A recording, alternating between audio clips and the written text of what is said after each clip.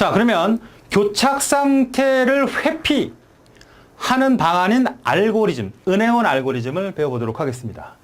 그러니까 교착 상태는 필요악이라 그랬어. 그렇다고 교착 상태가 없게 만드는 예방책이라고 하는 것은 시스템의 성능, 효율, 심지어 이제 신뢰성까지 떨어뜨리니까 그건 적합하지 않고 교착 상태가 발생하게끔 하자. 그래야지 점유대기가 되고 상호배제가 되면서 시스템 성능이나 효율성 면이나 신뢰성이 높아지겠죠. 가끔은 발생하더라도 피해가자 이겁니다. 피해가자. 그 피해가자 가장 대표적인 알고리즘이 바로 은행원 알고리즘이다. 그러니까 은행원 알고리즘은 대출 업무를 보는 그런 직원입니다. 대출 업무를 지르보는 은행원이에요. 은행원. 대출 업무는 어떻게 보는 거예요? 은행에서. 은행 근무자 중에 대출해주는 사람은 상당히 능력 있는 사람이어야 돼. 왜 그러냐면 돈을 10억을 갖고 있다고 하면 꼭 빌려주는 건 20억처럼 빌려줘봐라 이거야. 10억을 갖고 10억을 빌려주는 거는 나도 해.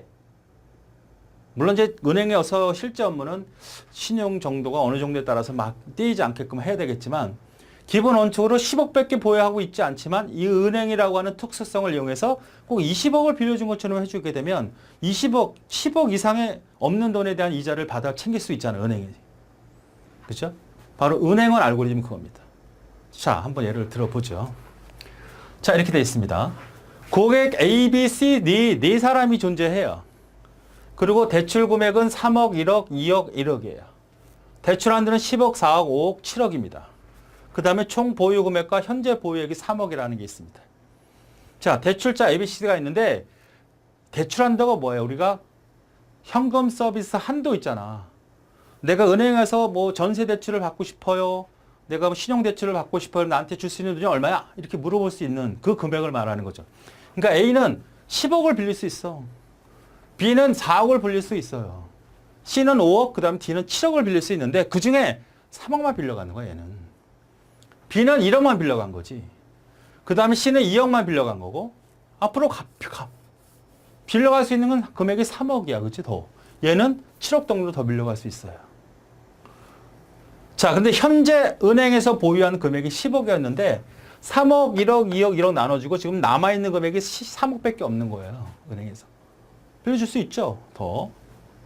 자, 그런데 A가 급해갖고 왔어. 막 급해갖고 왔다고. 야, 지금 나 급하니까 3억 좀 빌려줘. 요거 들어왔습니다. 그럼 딱 보니까 3억을 빌려주고 나면 0원이 돼버리잖아. 0원이 돼버리고 나서 뭐 C나 D 와서 돈 빌려줘. 그럼 못 빌려주잖아. 빌려줄 돈이 없으니까. 이 상태는 교착 상태가 되는 겁니다. 없잖아. 돈이 없는데 어떻게 빌려줘. 빌려줘. 빌려줄 수 있다 그랬잖아. 한도가 있는데. 자, 그래서 어떻게 하냐면 대출 직원은 요 3억을 빌려주긴 줄 거야. 그런데 자꾸 미뤄. 내일 오세요. 모레 오세요. 서류가 좀 미비됐네. 문제가 있네. 좀 나중에 이렇게 얘기해요. 안 빌려주는 건 아니고 기다리게 해버리는 거죠. 왜? 얘를 줘버리면 큰일 나니까. 그런데 점심때쯤에 이 C라는 사람이 와서 담배 딱 꼬나 물고 와가지고 나 3억 빌려줘. 그랬다고. 바로 빌려줍니다. 얘는. 왜? 자, 보세요. 똑같이 3억을 빌려줬고 똑같이 3억을 빌려줬다고 빌려달라고 했단 말이야. 근데 얘는 빌려주고 얘는 안 빌려주는 거지.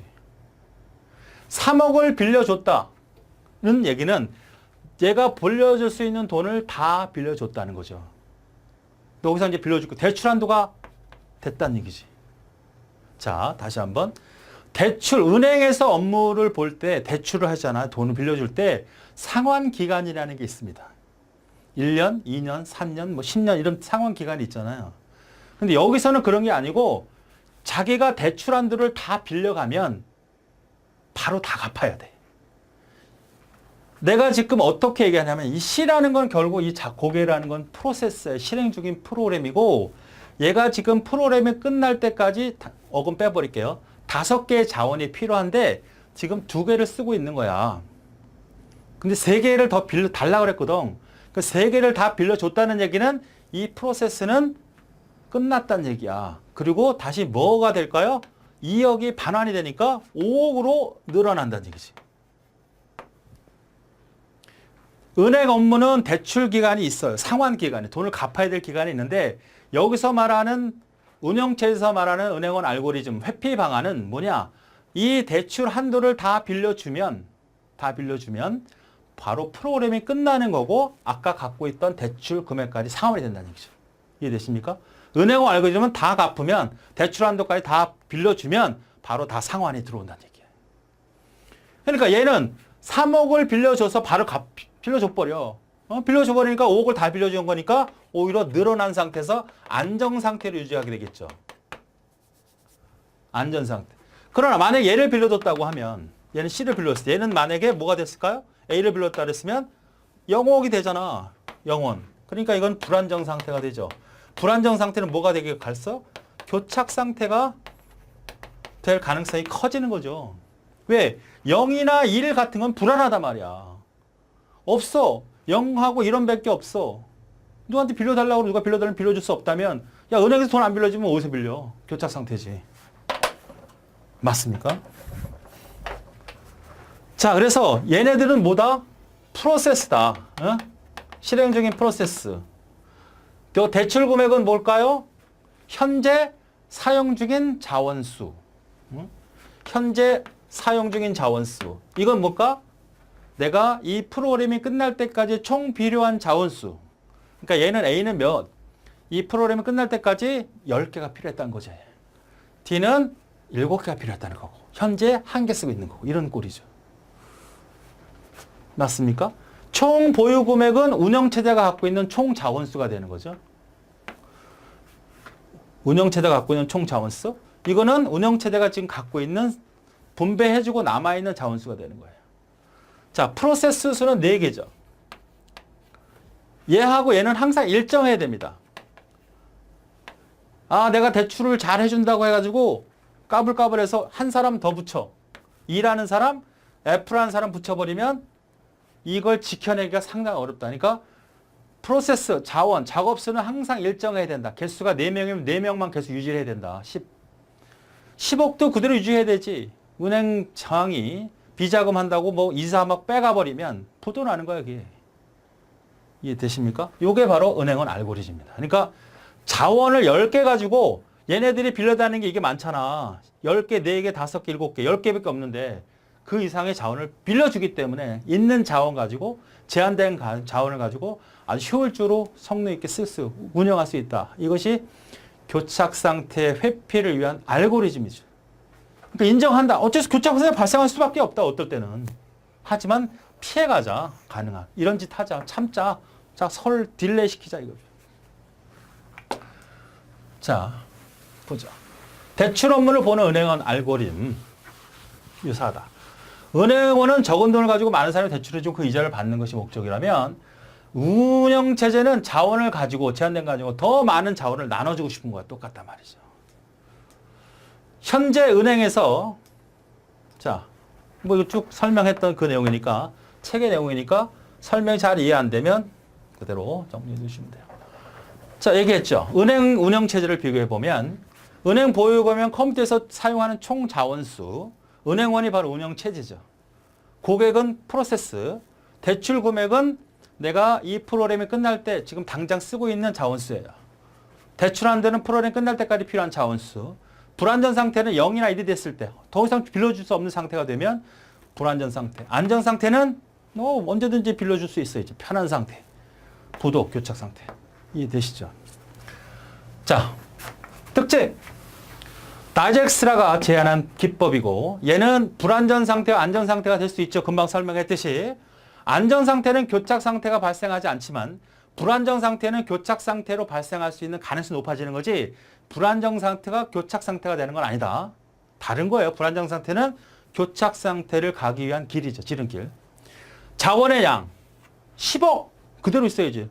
빼가면 안 돼. 7억으로 줄이면 안 돼. 인원수, 프로세스 그대로 유지가 돼야 돼. 5, 6명 더 늘리면 안 된다고. 유한 시간 무슨 뜻이에요? 언젠간 빌려줘야 돼. A라는 그 대출자한테 그 고객한테 3억 빌려줘야 돼. 안 빌려줄 수는 없어. 언젠가는 빌려줘야 된다. 이게 유한 시간이죠. 그리고 대화식 프로그램이 사용할 수가 없어요. 왜? 대화 시간은 응답 시간이 보장이 돼야 됩니다. 언제 나한테 돈을 빌려줄 수 있어? 보장이 돼야 되는데 이건 은행어 알고리즘은 자꾸 회피하다 보니까 기다려 언제 줄지는 몰라. 주긴 주는데 보장할 수는 없다는 거죠. 그래서 대화식 프로그램에는 적합하지 않은 거다. 설명에서 틀린 걸 찾아라 라는 겁니다. 자, 문제를 풀어보겠습니다. 교착 상태를 회피하는 데 사용하는 은행어 알고리즘에 대한 설명을 옳지 않은 것은 불안전 안전 상태 맞죠? 안정 상태는 교착 상태 발생하지만 불안전 상태 교착 동일한 의미가 아니고 불안정 상태는 교착 상태로 가기 위한 지름길이다. 다이젝스트가 제안한 기법이다. 답이 3번. 되도록의 해결 방법 중 회피 자원을 효율적으로 이용하기 위해서 예방보다는 좀 약한 조건을 요구한다. 그렇죠? 예방은 아예 안 하는 거 아니야. 점유화되게 안 하겠다는 거야. 시스템 엉망 만들겠다는 거야. 네 가지 조건 중에 상호배제를 제외한 어떤 하나를 제거함으로써 수행된다. 이건 뭐야? 우리는 예방책에서 교착상태 예방. 예방이지 회피가 아니잖아. 예방책이지 예방책. 두 번째가 틀렸고. 은행어 알고리즘 맞죠? 교착상태 반응성을 완전히 배제하지 않는다. 맞죠? 교착 인정한다 말이야. 인정한다. 교착상태 회피에 대한 은행어 알고리즘의 문제점이 아닌 것. 일정하게 자원이 존재해야죠. 10억. 4명에서 10억. 이렇게 정해. 줄거나 자원이 줄거나 프로세스 양이 늘어나서 안 된다. 최대 자원을 알고 있어야지. 10억. 규칙 적용할 수 있다. 규칙적인 거에 적용할 수 있는 거지 불규칙한데 어떻게 돼. 프로세스가 불규칙. 4명, 6명, 7명 이렇게 돼. 항상 일정해야 된다. 일정. 세 번째가 틀렸네. 유한 시간에 반납돼야 된다. 언젠간 줘야 된다. 이런 얘기입니다. 답은 3번. 자, 그 다음에 4번을 보죠. 4번. 다음 시간에 답하는 거예요. 자, 프로세스 1, 2, 3가 있고 현재 할당량, 최대 아예 써버렸네 얘는. 여긴 고객, 현재 대출 금액, 대출 한도 이거 알겠죠? 추가 요구. 자, 그러면 지금 시스템 상태는 어떤 거냐? 12개래. 12개. 총 자원수가. 그럼 현재 3개, 몇 개 줬어요? 11개 줬네. 그지? 11개 주고 남아있는 건 뭐죠? 1개가 남아있는. 불안정, 매우 불안정 상태네. 총 자원수는 나눠준 거예요. 잔여량은 1개. 아주 불안전하네. 할당량은 11개, 18개가 어떻게 나와? 11개 맞죠? 잔여량은 1개 맞고요. 하나면 불안해. 왜? 딴 놈이 3개, 4개 요구하면 줄 수가 없으니까. 그래서 두 번째가 되는 그런 문제가 되겠습니다. 자, 여기까지가 우리가 운영체제 프로세스 관련 관리 내용이고요. 그다음 은행원 알고리즘까지 설명해 드렸습니다.